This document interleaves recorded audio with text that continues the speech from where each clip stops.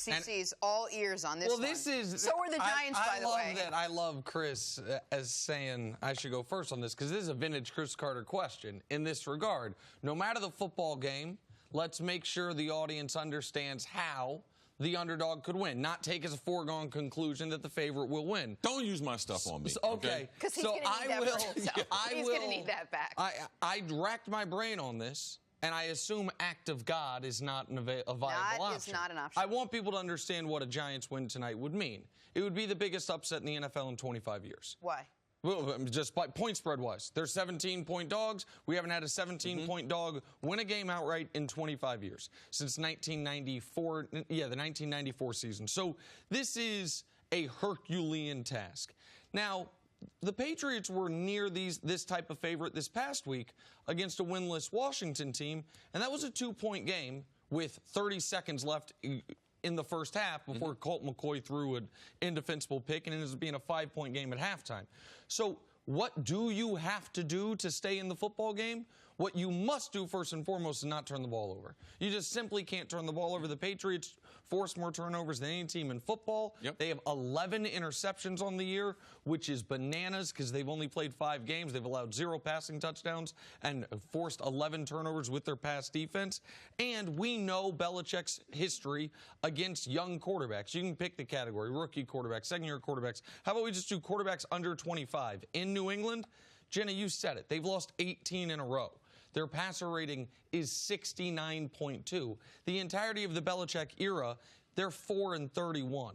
So this is the type of game where if you're the Giants, there are things you can take positively in a loss, like Daniel Jones not being depantsed, because that is the concern for the Giants. Everyone was on a very quick Daniel Jones apology tour after his first start. His next 2 starts have gone not quite so well, and now he's going to be on the national stage with the entire football world watching against a defense that's playing better than any defense in the NFL against a coach that always annihilates young quarterbacks. So can Daniel Jones play a clean game? And for the Patriots, on their side of things, can their offense start to look a little bit better and keep Tom Brady upright? Those, to me, are the most interesting angles of this football game, because I don't think the Giants have a true viable path to victory. So, CC, let's do that. Let's break it down and make it very simple. They've got a great defense and a not-so-great offense right now. So if you're the Giants, don't you try to take advantage of whatever you can on their offense? You definitely have to try to do that. And watching the Giants film, and this is one thing that stands out. Yes, Daniel Jones was excellent in those first couple games. Has he struggled since then? Yes, but he hadn't had a full complement of players since he's been in there. So we need to ease up some of the criticism on him. But, Jenna, if they're going to pull off the biggest upset in 25 years, like Nick said, you mentioned, you asked him why. It was in your copy. All that offensive productivity, the top 4 guys that Daniel Jones would need from yards from scrimmage, all of these guys are being out. So I can't rely on the offense to be able to win the game. So I need some help from the defense. I need a bunch of turnovers. I'm talking about a bunch. I'm talking about three or four turnovers. That's the type of game it's got to be. They got to score on special teams. They got to score on defense. But I'm going to heed a warning to New England, because I know New England watches the film. But let me tell you, Dexter Lawrence, Marcus Golden, and Jabril Peppers, you better be able to avoid them. Because if you don't block for Tom Brady and you allow one of these guys to get a clean shot on Tom, it'll be lights out. Now, the reason why I'm worried about Tom, it's a Thursday night game. This is the oldest he's ever been. And in the first half of that Washington game, Nick, you pointed out, man, they were getting to him. He was getting hit a lot. He was darting the ball. Now, yes, we know they pulled away from him in the second half, but for the Giants to be able to win, those 3 names, because when you watch the Giants, you know those guys are NFL players, and those guys are playing with their career. They got a lot of pride. So if they were to pull off this upset, those 3 guys on the defense would have created a lot of turnovers, and Tom Brady would have to leave this game before the ending of the game for the Patriots to lose it. So if you're the Giants, do you look at what Washington did in that first half and say, how did they keep that game close enough? Is it pressure on Tom Brady? Well, it was pressure on Tom Brady. That's how you held the Patriots to where they were at 9 points with 30 seconds left in the first half. Washington also had scored 1 of 2 touchdowns that have been scored on this Patriots defense. It was on a gadget play. Wide receiver sweep. He ends up going 65 yards.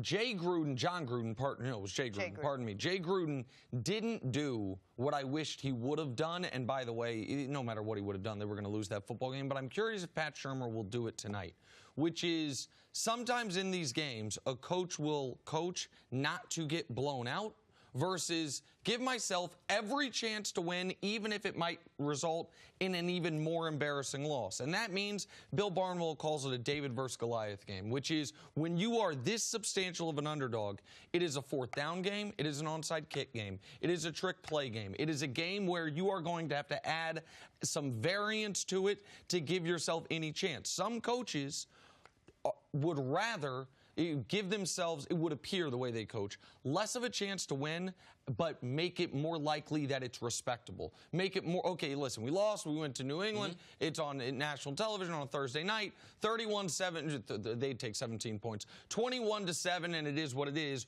rather than opening the door for this thing being 42-7. But you kind of have to open that door in order to give yourself a chance to win. You have to steal possessions. You have to do things that will catch the Patriots off guard. It's, to me, the only chance this Giants team with a rookie quarterback, with no Barkley, Shepard, or Ingram playing, that they have any viable chance to be in this game late. Is it not even a conversation that the Patriots offense, they're also without some of their weapons as well? Almost everyone is hurt. Philip Dorsett is now out. Julian Edelman's still nursing the injury. Gordon's got the hamstring injury. Right. Are you concerned at all about what they can do on The only offense? thing that hadn't taken advantage of all the injuries the Patriots have on that offensive line, their wide receivers being in and out, no continuity. Brady's back practicing, but you know all those times he got hit, this is the shortest week of the season. Yes, they're still concerned. That offensive line is not a good offensive line. So if they were to lose this game, it would have a lot to do with the offensive line, allowing people to get to Tom Brady. And yes, I'm still concerned about their passing game.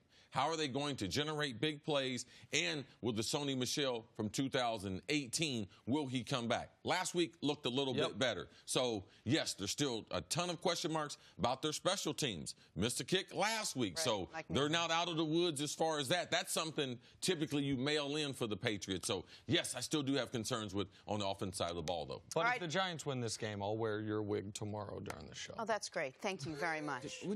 The first time the joke wasn't any good. No, but the second time you thought maybe go back in. Brought it around.